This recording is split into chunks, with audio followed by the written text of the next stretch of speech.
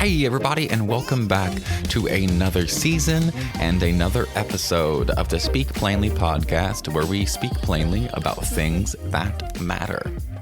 Now, this is a brand new year. This is season 3 of the podcast, and I'm super excited about that.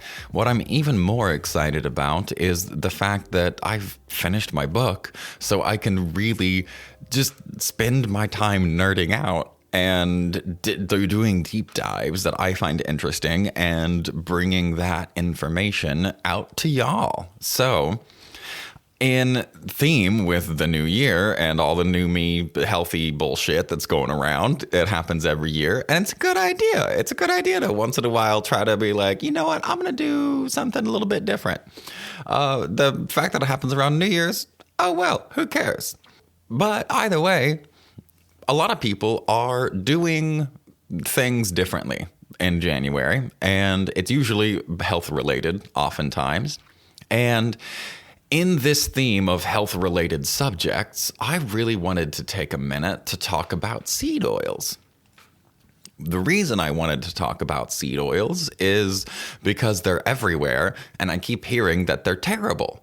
And I'm like, okay, that makes sense. They're pretty highly processed, so that makes sense that they're terrible. But like, prove it, I guess.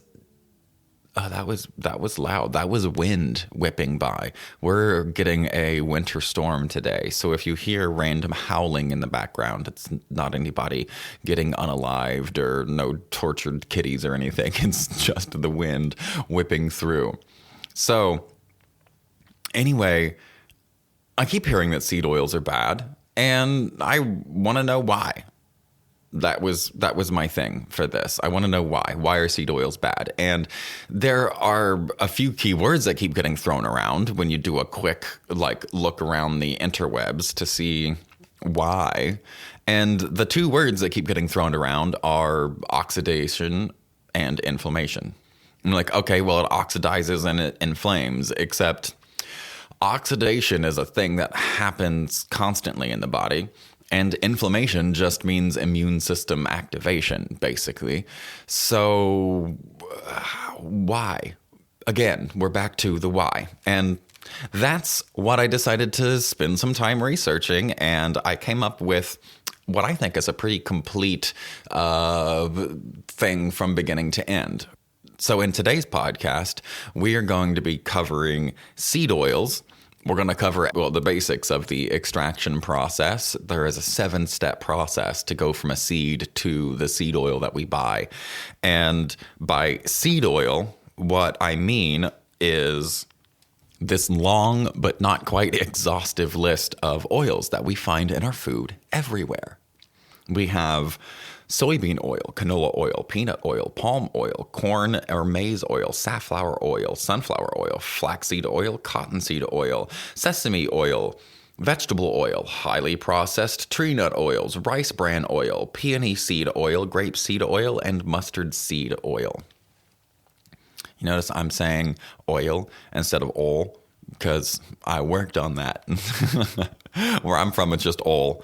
But there's a lot of seed oils, and they're in literally everything. Everything that every time that you leave your house and you eat something, you got a pretty good chance you're gonna be consuming a seed oil of some sort. And they keep saying they're bad. So we're gonna dive into all those oils, not individually, but just kind of as a class. We're gonna talk about that 7-step extraction process. We're going to talk about what exactly oxidation is in the body. We're going to get chemical here. We're going to do some biochemistry, but we're going to keep it simple. Don't worry about it too much. But we're going to talk about oxidation, and we're going to talk about inflammation. We're going to actually break down what is oxidation in the body, and we're going to break down what is inflammation in the body. And we're going to look at how oxidation and inflammation, especially when combined with or stemming from, partially at least, seed oils, how it leads to atherosclerosis. So I'm excited for this one. So buckle in. There is going to be some sciencey crap in here, but don't worry. I'm going to throw a few words around. Some you might want to remember. Some you will already know. And some will be a little refresher from high school probably, or whenever the last time you took a biology or a biochemistry class was. All right. So seed oils. By far, hands down, the seed oil that we consume the most of is soybean oil. In fact, 57% of the oil consumed in the United States, of all oils, is soybean oil. We consume an insane amount of soybean oil. We also know that since 1909 to 2009, we also know that since from 1909 to 2009, we had a 1,000-fold increase in the consumption of soybean oil. There's a lot that goes into the extraction process. Like I said, it's 7 steps. So before we get too deep, let's just talk about, because when we're talking about seed oils, we're talking about processed foods, and not just processed, because anybody who does their own foraging or raising of animals knows food processing is a thing. Like, it's just a thing. To take acorns and turn it into acorn flour or porridge, there's a whole processing thing that needs to happen where you have to soak it in waters. You can heat it up or cool it down. It takes more water if it's cold, but there's a whole process to remove the tannins to then make it palatable and make it to where it doesn't upset your belly because there's too many tannins in it. That's a type of food processing.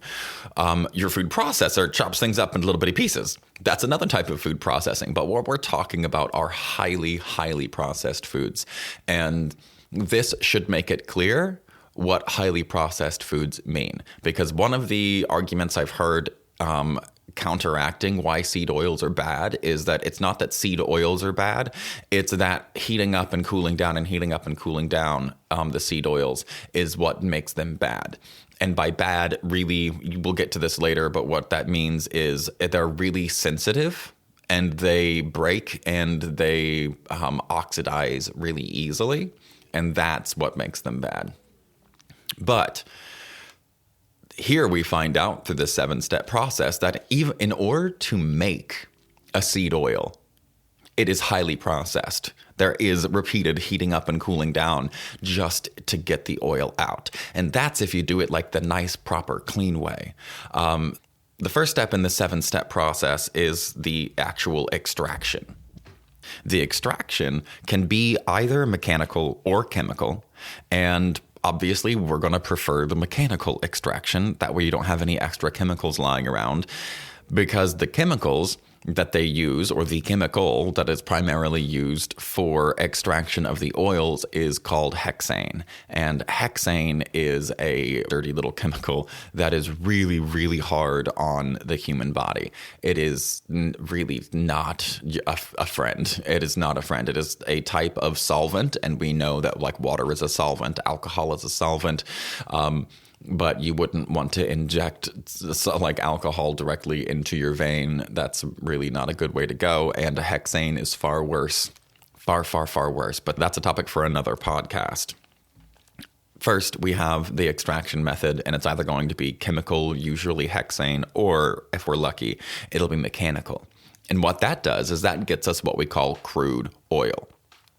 Crude oil is unusable, because these seed oils are things that's what goes into muffins and cakes and the things that you want to be light and fluffy and soft at room temperature, because they're all these unsaturated oils, and which stay soft at room temperature versus saturated oils like butter or lard that stay hard at room temperature, which is why like you can heat up a biscuit and it gets really, really soft if it's been made with butter or lard, and a piece of cake will stay soft at room temperature. You don't have to heat it up. But that first step leads to a crude oil. Now, the crude oil is unusable for a couple of reasons. It needs to be degummed after that. So step 2 is called degumming, where they go through and they remove all the mucilage, all the mucilaginous stuff within that crude oil. After all the mucus has been removed, then they neutralize the oil, and they neutralize it because it's too acidic. So they neutralize it by adding an alkalized compound to it. And then that's step 3. Step 4 is then they have to actually literally get this, wash and dry the oil. That blew my mind. I'm like, washing and drying oil? What the actual F? I'm confused. How do you wash and dry an oil? But that's how profound these alkalizing substances are. It takes so much that you can literally wash and dry the oil to remove that alkalizer. Then, in order to improve color, step 5 is bleach the oil. They will literally bleach it. Step 6 is to winterize the oil. Now, why winterize an oil? And the answer is really because oils will eventually get cloudy if you don't winterize them. So after you winterize them, because we can't have cloudy oil, God forbid, then, and sometimes that step is also called dewaxing. The last step, step 7, is the deodorization. And they remove the smell this way. And both the winterization and the deodorization are a combination of high heat, high pressure, and chemical solutions that they run. But they're steaming and doing all kinds of crazy things, but under high heat, high pressure through like tiny little filtration systems. And that is how we get soybean oil. It's also how we get all of the others. But this is a lot. And this is how we get canola oil. I don't know about you, but where I'm from, there's canola oil in everybody's house. We all got canola oil because it's cheap and you can use it for tons and tons of baked goods and breads and whatnot. And it adds fat. And we love fat. Fat carries flavor. It's pleasant to eat. It's less pleasant on our biology, but we're getting there. So from here, with the oils, when you go and say, okay, why are seed oils bad? Then the answer is usually it causes inflammation and it causes oxidization. And I'm like, okay, but inflammation of what? Oxidization of what? And exactly how? Like, okay, so we eat it and some parts of us are become inflamed or oxidized or all parts of us, or how does this work? And nobody had really laid out the step-by-step thing that happens here. And so in order to do that, in order to show what happens from beginning to end upon consumption, now that we know the extraction process for seed oils, we're going to use atherosclerosis as an example, because that's what seed oils really seem to lead to, especially in anybody with a high sugar or even semi-high sugar diet, because the high sugar diets we know are really good at causing free radicals. That's another topic for another podcast, but we're going to look at inflammation and oxidization. Right now, we're going to start with oxidation. What is oxidation? Well, what happens when we have I guess I should cover what a free radical is first. I forgot to do that. So a free radical usually is actually oxygen.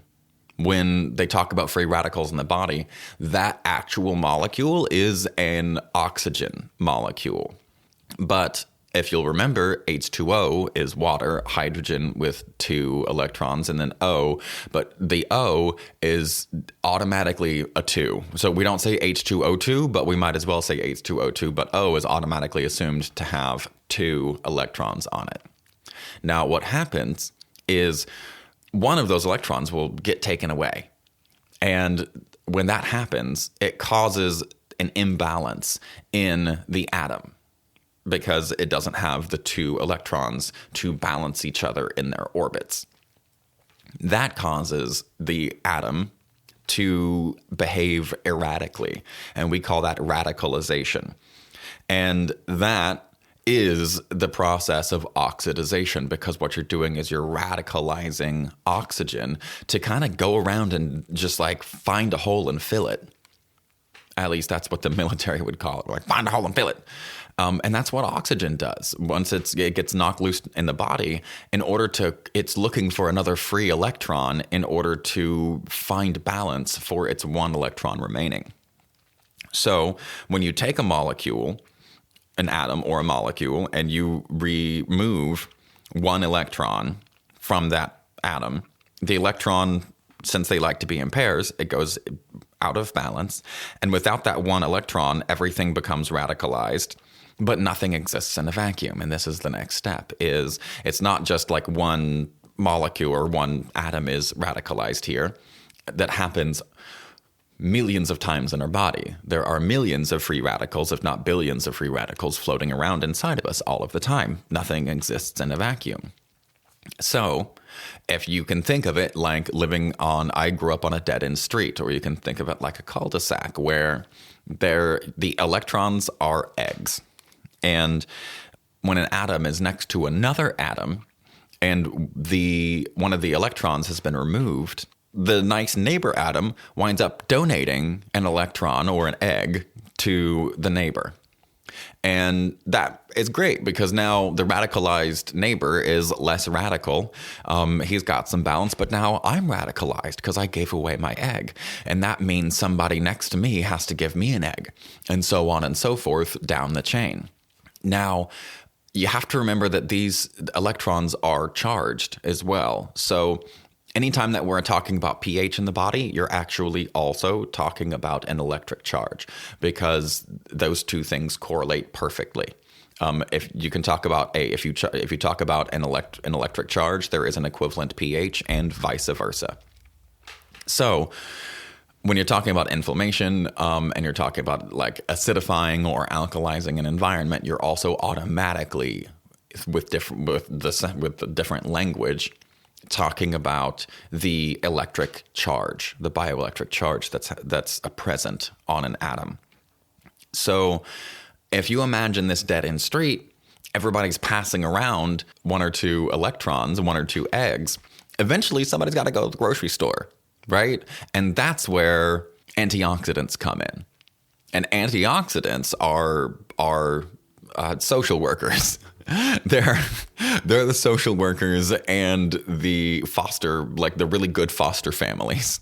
That's basically what an antioxidant is, because it sounds bad, like antioxidant, but we know that they're good. But what does that actually mean? What it means is it is a molecule that is large enough and stable enough to float around the body, looking for radicalized oxygen and handing them a electron without them getting thrown off, because they're big enough and stable enough that they can afford to donate an electron, and things are fine.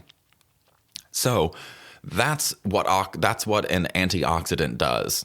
And that's what we need in this situation, because essentially the whole block is in need of eggs. And because I said nothing exists in a vacuum, and it's not like we're radicalizing one molecule at a time, we start with that as the descriptor so we know what's happening. But you have to imagine this happening thousands and tens of thousands of fold at a time. So hold that in your thoughts, hold that in your mind. That's oxidation. That is when a free radical, which is oxygen, electron is removed from an atom.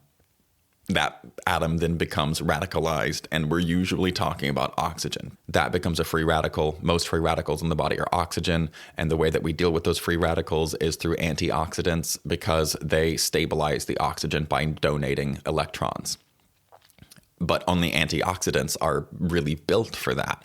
Everything else has just enough to function, which is kind of most of the body, and most of us in life in the world. We kind of barely have enough to function. We can give a little bit here and there, but as soon as we give something away, we're going to need somebody to help us kind of in similar or equivalent manner pretty quickly. Most people are living kind of hand to mouth, and that's also what happens in the body. But there are systems in place like antioxidants. So hold that in your thoughts. That's oxidation, and we'll get to why that's important later. Now we have to cover inflammation. Now, inflammation is just the word that we use for immune system activation. The immune system has a ton of tools to help us out and keep us safe and protected. When those tools are in use, we see certain signs. We see redness and swelling and heat and pain and sometimes a loss of function. And that is what we call inflammation. It's literally just immune system activation. But how do we get from seed oils to atherosclerosis? Well, the answer is because it boils down to water and oil don't mix. And we are 80% water or some-ish thing. Unless I've had too much coffee that day, then I'm probably like 75% water, and that's what throws me off. But since oil and water don't mix, and we are mostly water, we know that we have fat. So how does that fat, which is what seed oils are, they're lipids, fats are lipids, how do we get that fat moving around in the body? Well, the answer is cholesterol. Now, especially when it comes to atherosclerosis, cholesterol gets a really, really bad name, but it's kind of it's got a bad name because it was in the wrong place at the wrong time with the wrong technology. We saw plaque building up in people's blood vessels and saw that the plaque was made of cholesterol and went, boom, cholesterol is the enemy. And this is when we had that huge push to remove fat from everything. People were switching to margarine. People were eating only egg whites and not the yolks because there's cholesterol in the yolks and it's all supposed to be bad. Then we upgraded and we're like, cholesterol is not all that bad. And if you have had your labs done lately or a blood panel done lately, then you know that like LDL is the bad version of cholesterol and HDL is the good version of cholesterol. Now, what cholesterol does is it is the fat transport of the body. You can think of LDL as the lipid delivery lady. She moves lipids from one place to another. She packages up all these fats that don't mix in the water because they just wind up turning into little globules, right? But that's what we see on a macro level. So the LDL is our lipid delivery lady, which is amazing until that LDL gets oxidized. So what happens with cholesterol is you can picture it like a truffle. It wraps itself around fats. It puts them all inside, and then it like a big bubble, that cholesterol then transports this big barge of fat from one place or to another. And this is where the oxidation and the lipid delivery system cross. So there is a PubMed article that I'll put I'll put a link to in the show notes that show what the 4 main problems are with oxidized LDL. And oxidized LDL is our serious problem. This is the heart of, it's one of the hearts. There's actually multiple, but probably this is the biggest. This is the biggest problem leading from seed oils leading to atherosclerosis. That is so hard to say. I've said it a million times in my life and it's always hard. Atherosclerosis. There you go. The number one thing is this was a meta-analysis, so I'm just going to give you the highlights of these 4 things that happen to the body when there is oxidized low-density lipoproteins, or oxidized lipid delivery ladies, which really, as you now know, oxidized means radicalized. So what happens is you have immune disorder as step 1, then you have platelet activation, and it's inappropriate platelet activation, which is a problem because then those platelets go to the same place on the blood vessel walls as the oxidized LDL does. Then we have endothelial dysfunction, vascular endothelial dysfunction of the actual vessels themselves, because it seems to me that the vessels are also made up of atoms, and those things are also getting radicalized because all of these free radicals are floating around in the blood, as well as interstitial fluids and all that kind of stuff. And then the big one, the only one that you really need to remember from here, is macrophage dysfunction. So macrophage dysfunction macrophages are a part of the immune system, and they are the big eaters. Macro meaning large and phage meaning to eat. And what these things do are they go around to stuff in the body that's not supposed to be there, and they gobble them up. And then they poop them out in tiny little parts that our body can then reuse and redistribute. The problem with the macrophage dysfunction that is caused by oxidized LDL is that when the macrophage is deployed, it loves to eat up oxidized LDL. But unfortunately, that oxidized LDL, where, it's like, so you can imagine you have a sphere, and that sphere is a cul-de-sac. Imagine your cul-de-sac being 360 degrees, and there are only, to make it simple, there are 100 houses on your cul-de-sac, and say just 15 of them, some like 15% are oxidized, or 5% even are oxidized, or 5% of the block, 5 of the houses don't have any eggs. And so usually that's not that big of a deal if it's only 5, but what happens is, because the eggs are just constantly getting passed around and pulled around, there are holes in different places at different times. And by holes, I mean places of lack of charge. So it causes normally, because our body is bioelectric, and that also means magnetic, because we know that those are the same forces in physics, that electricity and magnetism, electromagnetism, are one and the same. So when there is a charge that is missing, those electrons, those eggs that are missing, they are missing in different places at different moments in time. And if there is on one side a big chunk where 5 houses all next to each other don't have any eggs, well, that portion of the LDL is going to be magnetized differently, and it's going to behave differently. Therefore, the term radicalization, it's going to get tossed to and fro, and it's going to look for a place to get its electrons. And if the closest place to get those electrons is on the endothelial wall, and at some point it will, because that's just the way that these closed systems work, the closed system here being our cardiovascular system, it sticks to that endothelial wall. And we know that there are endothelial dysfunctions, vascular endothelial dysfunctions, as a part of oxidized LDL. And so then the oxidized LDL goes to these little spots and sticks to these spots on the actual blood vessel wall because of the oxidization of that LDL. Now, the macrophages do the exact same thing.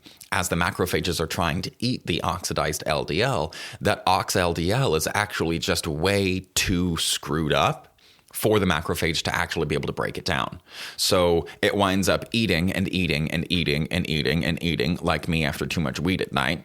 And eventually it can't break it down. It can't break down the first one, but eventually it eats so much of this oxLDL that it stops functioning. It's programmed to do one thing, to go eat other cells. The message that this one got was to go eat this oxLDL, because we know it's really, really bad for the body. But it can't break it down into its constituent parts to then be reused. And in physiology, we name things after their function. So this is no longer a macrophage because it can't eat no mo. It's now what I feel like after a giant meal at Thanksgiving or Christmas, where I'm just a big piece of foam. I'm just sitting there all bloated and fat and can't move. They call these foam cells.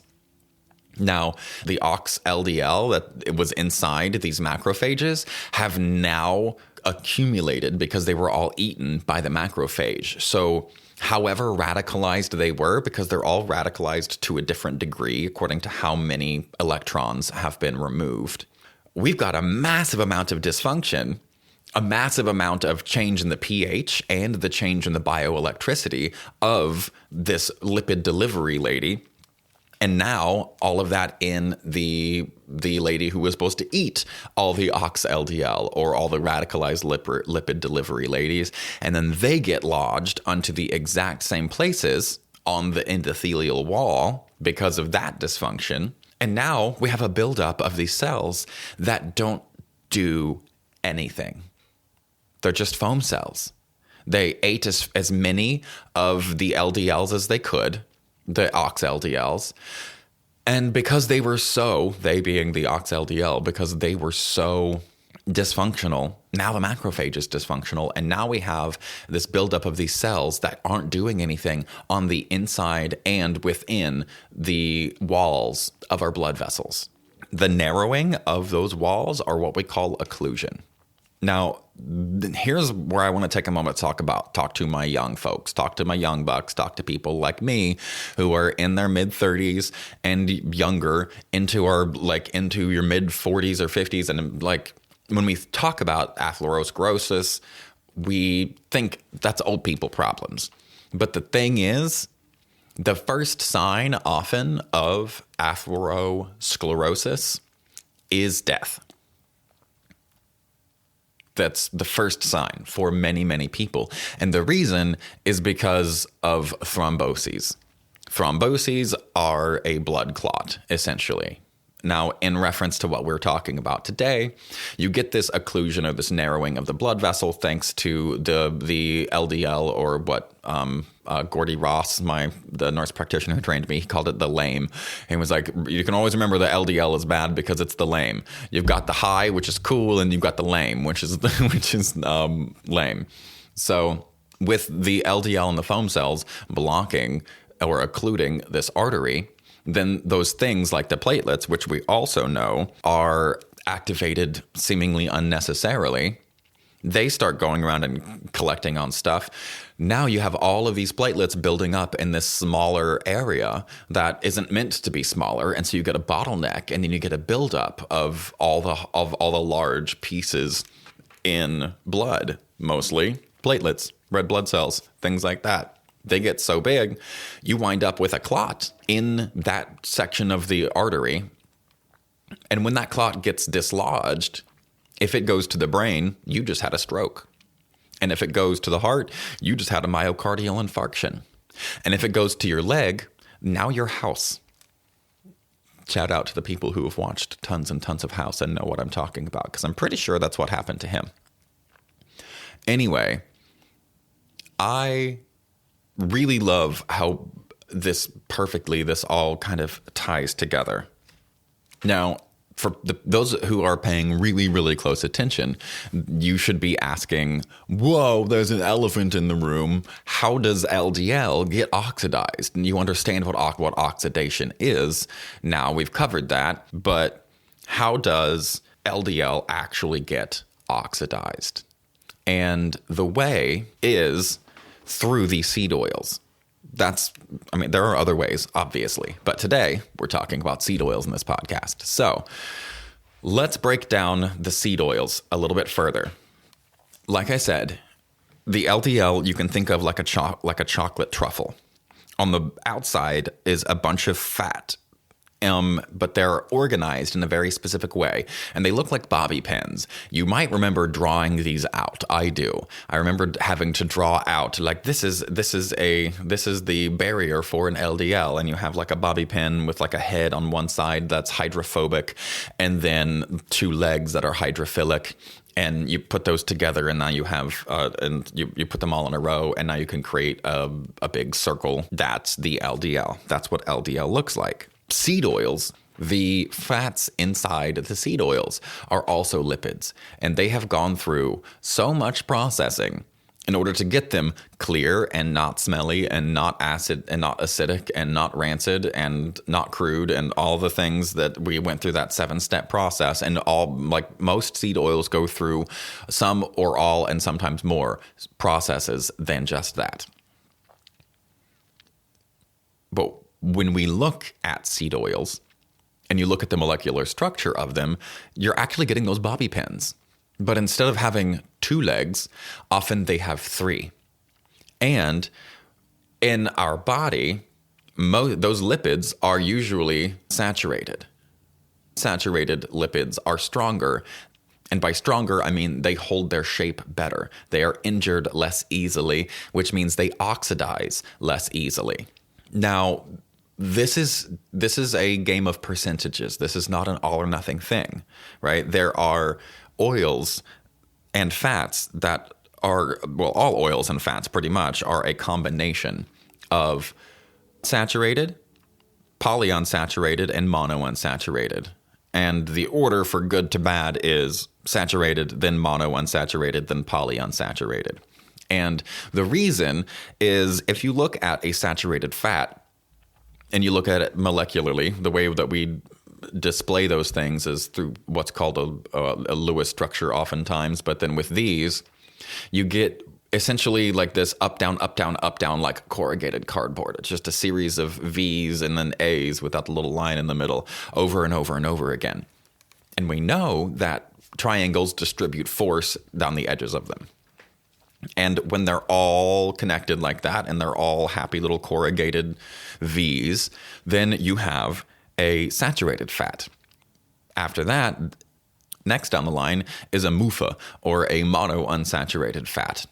And a monounsaturated fat is where there is a double bond in the middle of all of those corrugated lines. And those corrugated lines are single bonds, and they move at that like 45-degree angle, so you can get all these nice little V's. With a monounsaturated fat, you lose one of those V's, and it's essentially like putting your pencil in and flattening one of the pieces, one of the V's in a piece of corrugated cardboard. You flatten one, not that big of a deal. It loses some structural integrity. Like if you were going to carry that box, you wouldn't want to put like something super duper heavy in it, but you're like, it just got one. That's fine. But if you flatten two of them, like right next to each other, and that's where you have the problem, because you got a flat, and then you have this junction, and then you have another spot that's flattened. And even though that spot that's flattened is stronger in a different way because of that double bond, in the same like you could pull it and it's not going to tear right there. But if you put weight down from the top perpendicular to that, that's where it's going to break. If you imagine you've got the up down V, like an accordion, and then you have an accordion with one flat spot, and then you have an accordion with a flat spot, one V, and then another flat spot, and then more accordioning. If you look at that, just envision that in your head and think which one of these is going to be the most stable. It's definitely the saturated fat, the one that's just corrugated, the one that's just got all the V's. And the problem with seed oils is they are almost all predominantly polyunsaturated fats. Now, those chemistry nerds will recognize that V that's in between the polyunsaturated fatty acids, that V is called the methylene bridge. And that is the place of the most compromise. When that gets radicalized, it gets oxidized because an oxygen will come and lock its free link right there. It's looking for a way to balance it. And now you have oxidization where there should be methylation, and that bridge snaps. And now those two pieces that could be used as saturated fats now aren't saturated anymore. Now you have two pieces of like monounsaturated fats, and your body is now using those pieces in place of saturated fats on the LDL. So now there are actually less places for the electrons to link, which makes that weaker. So when we consume these oils, we're consuming them in such a basic form because there has been so much processing that our body didn't have to do. The degumming and the hexane and the winterization and all of that did all of it for us. So we're getting something that's really, really, really close to what our body uses for its very basic building blocks. But we put it through so much processing that was external to our body's biological processing that we have injured it, making it more susceptible to damage, making it more susceptible to oxidation or oxidation. When we put an oxygen on those places on the LDL, now what happens is we get a radicalized LDL. We're getting radicalized or oxidized LDL. And that's how we go from seed oils to oxLDLs, because we're ingesting things in such a basic form that our body is going ahead and slapping it onto things like cholesterol to help us transport fats. But the vehicle, the barges, are leaky. The barges are not well maintained because they weren't well built, because they were not given good quality material to build with. And then they were placed into an environment that is less than ideal for the barge, being an environment that has endothelial dysfunction, that has macrophage dysfunction, that has oxidization happening, that has free radicals everywhere. It's less than ideal. So, of course, we have oxidized LDL. And then, of course, in the same way that oxidation happens or oxidation happens in a chain effect on single atoms, like we covered earlier, now the same thing happens with LDL. But now we have radicalized, oxidized LDL that is bouncing around the whole body. And that is the major, major problem. Because that is when the body sends out those macrophages to eat the LDLs, and it can't break them down, so they just get bigger and fatter until they start occluding arteries. So, that's what I wanted to talk about.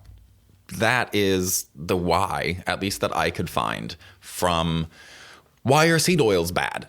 We've heard that they're bad. Maybe you've heard that they're bad, and soybean oil is among the worst.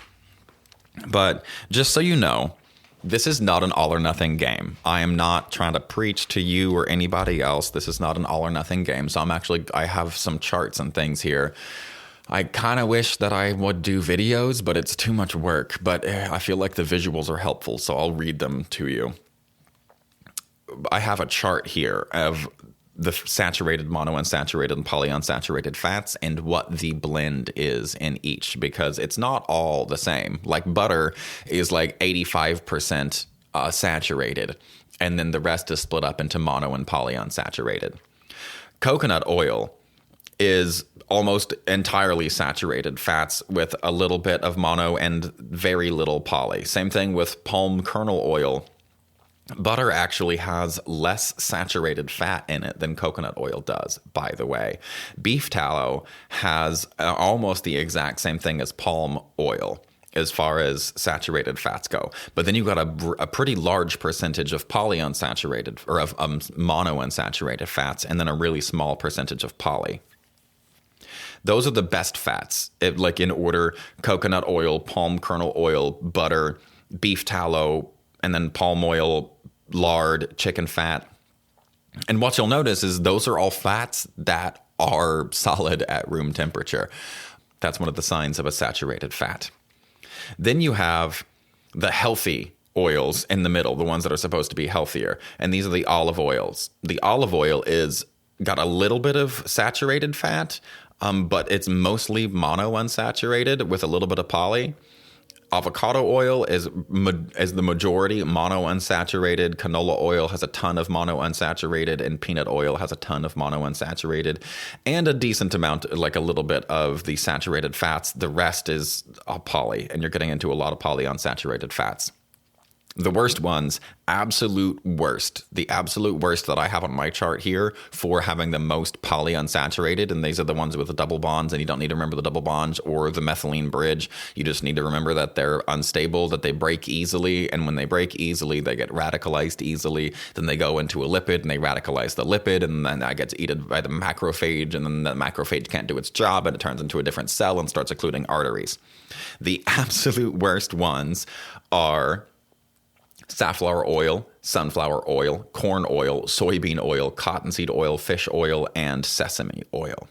Those are the ones with the absolute most polyunsaturated fats. And in order. Number one worst being safflower oil, which is really funny because when I started this, I thought that safflower oil was one of the less bad ones, and it is the worst as far as polyunsaturated fats. Now, going back to what I mentioned at the beginning, people have said it's not that the oils are bad, it's that the reheating and cooling of them is what's bad. And I would argue to say that takes it from bad to abysmal. It's already really bad, but then you take like fried chicken and you put this, like the buttermilk tenderizes, if you're doing it right, you use buttermilk. The buttermilk tenderizes the meat and it makes it lovely. And then you do like the double dredge and it gets all crispy.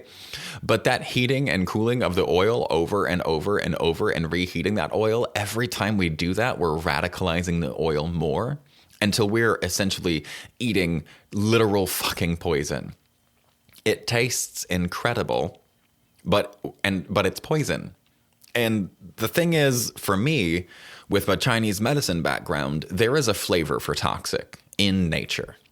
There is a flavor for toxicity. If you eat a bunch of nutmeg, you can taste it. If you have too much of the really hot cinnamon, you can taste it.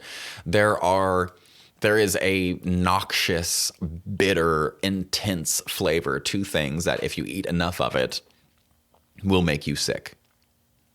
The problem we have with these oils is they taste fantastic. We have never had access to anything that is this highly processed in our evolutionary history. So we do not have a built-in biological to this poison. We have a built-in biological to other types of poison. Our body doesn't like it. We're like, oh, that doesn't feel good. That's going to make me ick. Like, bleh. But we don't for these oils. Because the type of sick that we get is a different type of sick. It is a metabolic dysfunction. It's not just your stomach flu. It is a metabolic dysfunction. It destroys so much in us.